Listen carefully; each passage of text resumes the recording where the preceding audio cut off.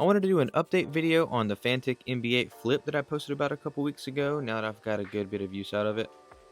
I don't have anything crazy to report, so I'm just going to have some footage of me using it on a few cars I've done recently, mostly showing the wheels since I think that that's what this really excels at.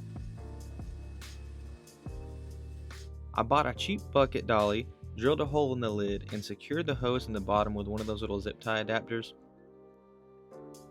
Once I'm done, I just empty the bucket and have it all stored inside, same as the last video. Having used both the NB8 and now the NB8 Flip, I can offer my opinion on which one I think you should buy, and I'd say if you only want one device, I would just get the regular NB8 unless you really need the extra water capacity or the extra power for really dirty wheels and arches.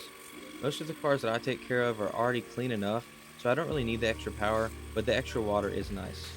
I guess really what I'd recommend is that if you're mobile and have access to the customer's water, I would just use the regular NB8.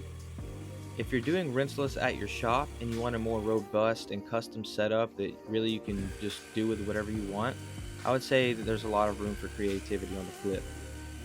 I'll still use both, and I might change my mind down the road on which one I prefer. If anyone has any recommendations for upgrading, please let me know your thoughts. I'll leave you with a few more clips of some of the cars that I've taken care of with the Flip lately.